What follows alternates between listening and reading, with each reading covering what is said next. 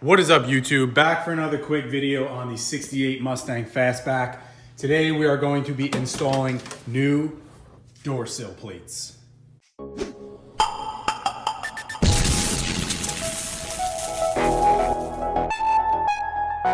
So as you guys can see, the finish on these is pretty terrible. They're really not chrome anymore. They're bent, they're dinged, and they just don't look too good like they used to in 1968. So these are the original ones that are on the car. I will be sure to save them, maybe hang them up on the wall. But for Christmas, I did receive a brand new set of Ford licensed door sill plates. So that's what we're gonna be installing today.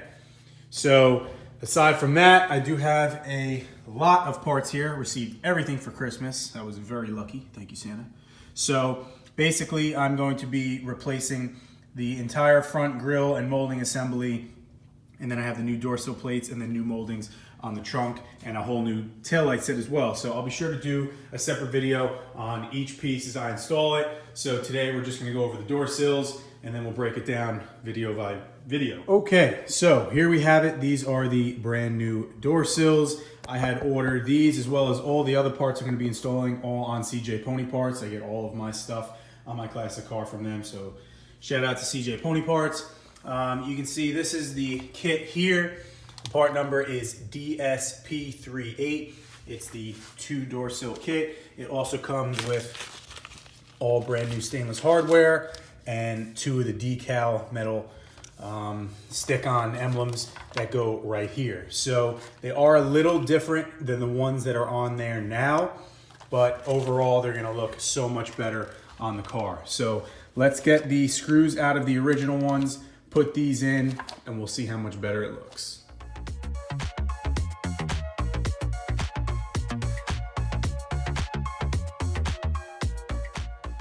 All right, so we'll do a quick little comparison. And here you guys can see the difference. I mean, no amount of polishing was gonna get that back to that. So like I was saying, the decal is a little different from the original. So this one is actually a black and said product of Ford Motor Company. This one is just the classic silver and blue logo.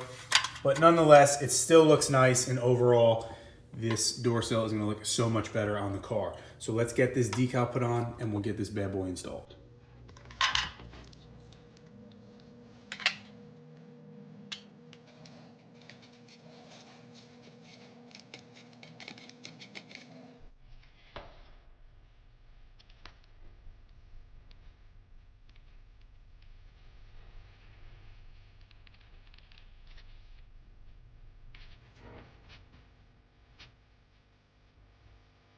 Okay, so one thing to make note of, which is why I like making these little videos, is even when you think you have something that's just so simple and gonna be a 1, 2, 3 to install, there's always some hiccup that you didn't expect. So if you can see here, the original one, it sits on and it lays perfect. It's super flat, very nice. Now, this new one, it sits on and it's propped up. So it can be bent.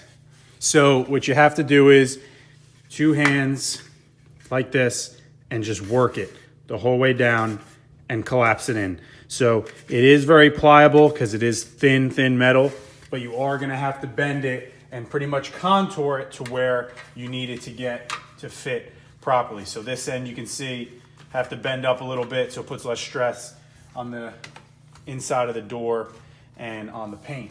So we'll get it now. You're just gonna have to massage it pretty much into place, and then you'll be able to put it down with these screws. But just so you're aware, when you first open it up, it is way sticking up and out of place. So stuff like this is just to be expected on these old cars, but don't freak out. You can just bend it a little bit and massage it into fit. So we'll keep working with it. We'll get the screws in, and then we'll see the finished product.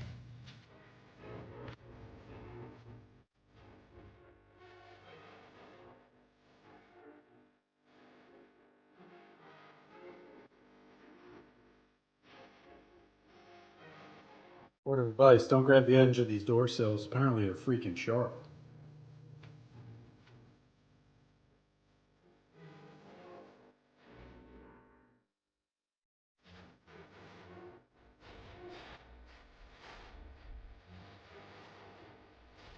But fun fact, this one is different than the one that was on the other side. See?